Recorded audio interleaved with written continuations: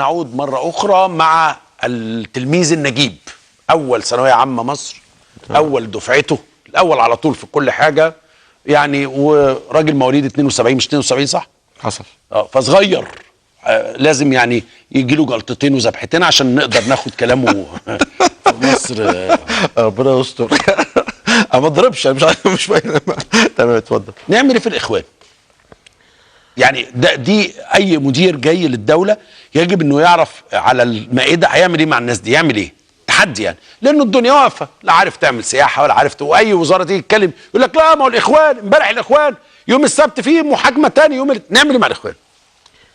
في مره سالوا كيسنجر سؤال فقال لهم قل لي من انت اقول لك ما الاجابه التي ساعطيها اياك. هي المشكله فين؟ المشكله ان انا يعني اللي لازم يتعمل مع الاخوان بجد انا مش هعرف اقوله على الهوا قوي، بس هو نحاول يعني هدي لك كده اشاره بس ما تخش بقى في تفاصيل بقى، ما تزنقنيش يعني. بس هو بص على مصر، انا يعني ارجو ان ما اكونش بخوف الناس، بس خلينا نكون واقعيين عشان ما تجيش تقول الراجل ده ايه كان بيضحك علينا. يعني الامور في مصر هشه، هي هشه من ايام مبارك، اواخر عهد المبارك، وهشه بعد.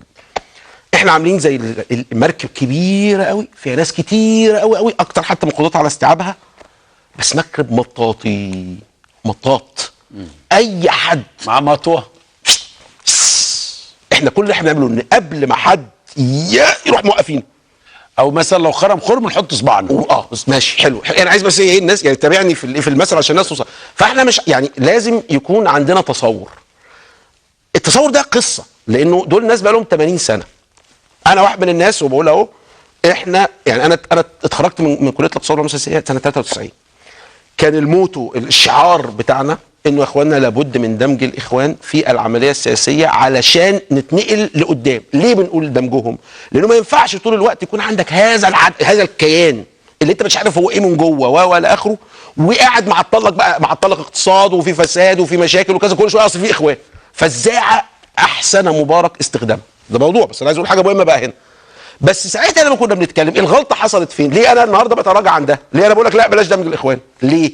لانه ساعتها الناس اللي كانت بتقول كده كانوا بيقول لك دمج الاخوان بشروط الدوله المصريه، مش بشروط الاخوان. يعني دمج الاخوان والدوله المصريه قائمه عندها دستورها اللي بتفرض فيه على الاخوان تمصير الاخوان، مش اخوانه مصر. انك دوله قويه، دوله اللي تقدر تقول له بص عايز تلعب سياسه، عايز تعمل هتاخد شويه دول في مجلس الشعب، هتاخد شويه دول في نقابه الاطباء، هتعمل مش عارف ايه، تروح تنام الساعه 10. لا مش قصدي كده برضه، لا ده كده يبقى جايد الديمقراطيه، يعني كان بيسميها ديمقراطيه موجهه يعني. او ده كان بيحصل، بس دي ما كانش دمج برضه. لا هو المعنى ايه؟ بص يا سيدي، عايز تعمل حزب جميل، انسى بقى حكايه الجماعه دي، الغي. عايز تلعب معايا كده بشروط الدوله مش بشروطك انت. لا، مفيش حاجه اسمها يا جماعه، في اموال، الاموال دي لازم اعرف جايه منين، بس الشروط دي تنطبق على الكل. عايز تنزل انتخابات ما تقوليش شعارات دينيه، ما تقوليش الاسلام هو الحل، هو انت الاسلام؟ انت مسلم زيك زيي، فهمك برنامجك الى اخره. ده ما حصلش. حصل 25 يناير الدوله كانت ضعفت والى اخره، ابتدوا هم اللي يفرضوا شروطهم على الدوله. هي دي بقى صعوبه المشهد النهارده. فانت عندك تجربه صعبه جدا. هتعمل ايه؟ عندك يعني الرئيس اللي جاي لازم يرفع شعار ما. انا طبعا مش هقدر ادخل في تفاصيل قوي، بس يعني انا لو سئلت هقول ده. لو سئلت بس خلينا ناخد من تجاربنا. انا كتبت مقاله مره اقول هتلعبوها ناصر ولا هتلعبوها سادات؟ ناصر الاستئصال، وكان ناجح لانه ساعتها كانت الجماعه صغيره لسه ناشئه، وكان حزب الوفد وهو كمان كان يعني هو كمان كانت قصته قصه وما كانش الموضوع جماعه الاخوان ما كانتش امتدت في حاجه و40 في 74 دوله من دول العالم بالشكل ده، وليها الدعم اللي جاي له ده كله الى اخره. او هنلعبها سادات جه عمل ايه؟ قال لك جاب عمر التلمساني بالظبط كده. جه قال لك بص يا اخوانا، لا بس ما جابش عمر حبا في الاخوان، لا هو لقى نفسه في مواجهه الناصرين واليساريين والشيوعيين والقصص دي. قال لك ايه ده؟ هو الدوله هتبقى في مواجهه دول؟ قال لك اخد خطوه لورا واجيب بقى لبس الاخوان في الناصريين يتخانقوا مع بعض ولما يتزنقوا يرجعوا لي. فده حط ده. هل انت النهارده امام بديل انك تقول طبعا عندي مشكله في فائض طاقه، فائض حماس كبير جدا موجود عند الشباب ما نقدرش ننكره، شباب الجامعه والاخر وهم شاطرين في ان هم يوصلوا له، هتودي في الطاقه دي، بالذات ان الطاقه دي تحول لمطالب اجتماعيه ومطالب سياسيه. طب هل هنا تاخد خطوه برضو للخلف وتقول لا انا ادعم الصوفيين، ادعم السلفيين الى اخره؟ والسلفيين نضجوا جدا في السنه اللي فاتت دي. عايز اقول هم كانوا واحد من مصايب الاخوان تشدد السلفيين، يعني بالذات في الجمعيات التاسيسيه والقصص دي كلها. انما النهارده لا، السلفيين ابتدوا يقول لك ايه ده ما ده في البلد دي ناس تانية غيرنا، والناس دي قويه وقادره فابتدوا شويه يبقوا اكثر واقعيه. فخليني اقول ممكن جدا يكون ده سيناريو من السيناريوهات انك تلعبها سادات. واحد يقول لي طب ما نلعبها الاثنين.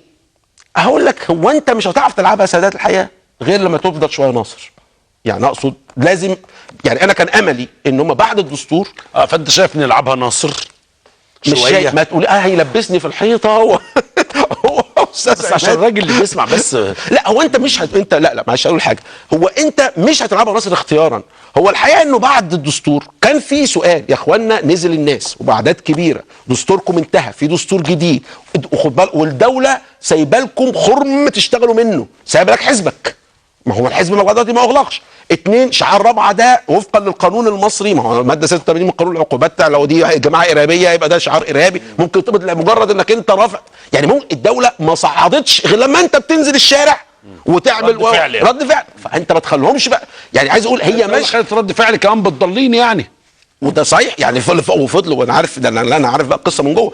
يعني فضلوا الفتره طويله مش عايزين يوصلوا لمرحله اعلان انها دوله، انها جماعه ارهابيه ولا. لكن الحقيقه رد الفعل بعد الدستور بيعني انه الطرق كلها مغلقه. ايوه. المدير اللي جاي أيوة. عندما يتولى ماذا يفعل؟ اول حاجه يبعت يجيب ناس منهم مثلا يقول لهم ايه الاخبار، نعمل ايه بتاع، ولا يكمل ان هم الناس دي ما يقوم لهاش قومه تاني؟ يعني يعمل ايه يعني برضو انا اصل ايه، دايما لما بقعد مع الناس بقى بتوع يعني القرار وكده وبتاع، يقول لي بص انا مش عايز نظريات، انا عايزك تقول لي مثلا حط هيدروجين على اكسجين يدي ميه H2O. فالراجل يعمل ايه اللي جاي المدير؟ لو في مدير بيتفرج علينا من المديرين اللي هيرشحوا نفسهم كتير في التجربه الديمقراطيه الرائده اللي حضرتك سعيد بيها يعني، فيعمل ايه؟ ماذا يفعل؟ ما هو ده اللي انا مش عايز اتكلم. ما هو بص حضرتك اجرائيا في حاجات كتير لازم تتعمل بتوقيتات معينه، انا مش هقدر يعني ما سامحني. ما هو ده يبقى سيلف ديفيتنج ديسكشن، يعني انا اللي هقوله هيقول لك الله طب ما هو ده يعني نقدر نبوظ الخطه بان احنا عرفناها. لا هي في حاجات تتعمل طبعا، لازم اللي يجي. طب دي نقطه نبتدي منها. انت شايف ان يمكن ان احنا نعمل كنترول على اللي بيجرى ده؟ طبعا. والارهاب ده؟ ممكن جدا. ده ممكن جدا. انت ما فكرتش يعني؟ لا ما انا كاتب الكلام ده. ويحصل في وقت مش بسرعه يعني؟ لا مش بسرعه. لا هتاخد لك فتره. بس انت ايه يعني فتره؟ يعني عمر فتره الرئاسه الاولى، يعني الاربع سنين اللي جايه دي بس انت ساعتها هتوصل. خد بالك مع برضه مع يعني دي ممكن اقولها بس برضه ايه ما تطلبوش تفاصيل. انت النهارده في وضع من قلب 60 نيله، معلش يعني سامحني، اقتصاديا احنا عادي يعني عادي، مفيش حد غريب. مفيش حد غريب. انت معتمد في اللي انت بتعمله على ناس بتديك فلوس علشان ما تشوفش ان في اخوان تاني. ما تطلبش مني بقى يخلص الموضوع. هو في يعني هو في جمله اسوأ من كده. ماشي انا بقى بس مفيش تفاصيل بقى خلاص. مفيش تفاصيل، ما تبروزش، خش في السؤال ولا بروز ولا حاجه، مفيش تفاصيل اكتر من كده. فانت النهارده عندك اكتر من مشكله داخليه فعلا، ان الناس كارهه الاخوان. يعني ما لا جديد في الموضوع، انا مسميها اللحظه الفسوانيه. فاكر حضرتك نور الشريف لما في فيلم العار وقالوا العمل يا فسواني، قال له عوض عليك ربنا. هو عوض عليك ربنا دي خلت الثلاثه، واحد اتجنن واحد طخ نفسه واحد. هو الاخوان في حاله في لحظه او الملاحه في لحظه فسوانيه بيفكر ما بيفكرش في حاله ارتباك كاخوان. ما فيش عنده ماستر مايند، يعني هو الحقيقه ما كانش فيه ماستر مايند قوي، بس اقصد انه يعني ليه كنت ناس كتير كانت متخيله ان انت تبدو وكانك كنت متحمس لتجربه حكم الاخوان، يعني كنت شايف انها تجربه ممكن يطلع منها حاجه. انت كان عندك اي امل فيهم؟ كان عندي امل. ده انا عايز اقول لك السؤال ده بالظبط انا سالته للمستشار عدلي منصور. مش سالته انا في وسط الحوار بتكلم معاه، فبقول له فانه احنا خدعنا في الاخوان وكان نفسنا. قال لي انت خدعت؟ ده انا كان نفسي ان هم ينجحوا علشان نقول للعالم ان احنا عندنا ديمقراطيه وان الاخوان. انا هقول لك حاجه مش عايز اقول الاسماء عشان ما يبقاش يعني كاني بقى. لغايه اوائل مايو، يعني الناس اللي عماله تقول لك الاخوان الجيش انقلب على الاخوان، لغايه اوائل مايو انا عايز اقول لك كان في ناس يعني قيادات من عليا في البلد تتصل بواحد زي الشخص وتتصل بغيري اكيد. يا اخوانا الاخوان ما بيسمعولناش، فهموهم هيولعوا الدنيا. ما ينفعش اللي هم بيعملوه ده يعني عارف حضرتك اللي هو بتلاقي نفسك انت في الاخر خلاص. هو من جوه الاخوان نفسهم كانوا شايفين في حركات. انا عايز اقول لك ان هو بيقول لك الجيش تامر على مرسي. انا مره كتبت مقاله قلتها بوضوح: هل تامر السيسي على المصريين؟ بعناية ما حدش حكى لي، انا مش بتكلم عن حد حكى لي. فضلوا يا اخوانا السكه اللي انت ماشي فيها دي سكه غلط، سكه يعني هتودينا كلنا في داهيه. والاخوان عامل زي ما تكون بيتعامل مع النصيحه اللي جايه من مؤسسات الدوله. رغبتك انه البلد تنجح. يا برادلي انا دايما مثال، هو احنا كنا عايزين برادلي ينجح ليه؟ مش عشان مصر تروح كاس العالم، هو حبا مثلا في الشعب الامريكي الشقيق، لا. تفتكر امتى الاخوان يرجعوا يحكموا مصر تاني؟ لا ما اعتقدش بالطريقه اللي هم شغالين بيها دي، لا لا، ده هي دخلوا في حاله حرب الجميع ضد الجميع. لا هو عايز يتراجع ويراجع، وهي دي كلمه السر. وهو ده سالتني على، هو ده لازم القصه تكون كده، ما تواجههمش بس امنيا. المواجهه الامنيه دي خلاص ماشيه لوحدها، لان هو القانون صدر ولا، بس انت لازم كمان من الاخوان يطلع جيل تاني برؤيه تانيه بخلفيه تانيه بحدوته كده. عشان وقتنا خلص او بيخلص، واحنا مدينا حتى في الوقت شويه لانه الكلام كله مهم، واكيد هيبقى لنا لقاءات تانيه نسال. هل انت صدمت في ما يسمى بالتسريبات، انه في ناس كان ليها علاقات الثوره يبتدي 25 يناير شكلها بقى عامل ازاي؟ شايف ان دي حاجه كويسه اتعملت، حاجه مش كويسه؟ يعني شفت الثلاث اربع اشهر اللي فاتوا ازاي في الاطار ده؟ لا هي يعني لا شك ان انا فوجئت طبعا ببعض التسريبات، لكن في نفس الوقت بقول انها حطت مصر في صوره كما لو انه 30 يونيو في صراع مع 25 يناير، وهو ده اللي لحد بعيد انا خايف منه. انا قلت الكلام ده للمستشار عدلي منصور، وقلت الكلام ده يعني الناس مقربين في فريق السيسي، ما تخلوناش في الاخر خالص يبدو الامر هو السؤال، انت بتواجه الاخوان ولا انت بتواجه 25 يناير؟ ليه غير دي؟ لو 25 يا ريت تركز كمان. يا سلام، ده انا رايي العاقل. انت لو ناوي تخلص على الاثنين ابتدي بواحد ما تخلصش على الاثنين. لا بقول لو ناوي يعني حتى في علم يعني يبدا وبعدين بقى. ما هو لا توحد من مقولات ماكيافيلي الشهيره، لا توحد اعدائك ضدك. على طول بنقول لهم كده. النبي يعني مش نفكرهم بالموضوع. فهو الحقيقه اللي حصل ان انت بشكل يعني الراجل، انا سمعت ردود مش هقدر بس اقول من مين، ردود لا احنا ما سربناش، لا ما اتسربتش من عندنا، لا مش عارف. طب السربه جت منين؟ يقول لك اصل ده لما مش عارف حصل ايه في مباحث امن الدوله، لا يقول لك الحاجات دي راحت المقطم، فلما مش عارف ايه في المقطم يعني الاخوان يعني مقر الاخوان خدوا الحاجات اللي جوه. انا طبعا قلت لهم انا يعني مش مقتنع قوي بالكلام ده، بس ارجوكم خلينا نفرق ما بين المسؤولين. انا ما عنديش يعني، انا اي حد فندم غلط لازم يتحاسب، معتز خالف القانون يتحاسب، سين صاد عين. طب السؤال البايخ اللي دايما الناس بتسالوني، متفائل؟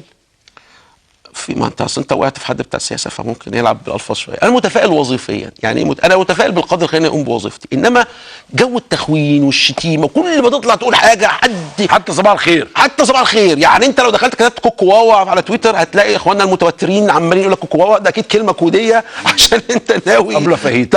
بالظبط، نظريه ابله فهيد. فالحقيقه ده جو يعني. عارف الراجل فوكوياما ليه كتاب مهم جدا احنا بندرسه يعني اسمه تراست، يعني هو مشهور بنهايه التاريخ والكلام ده، لكن لا تراست الثقة دي اللي حضرتك بتخليك تدخل تقعد في الفندق 3-4 ايام وبعدين وانت ماشي بتدفع.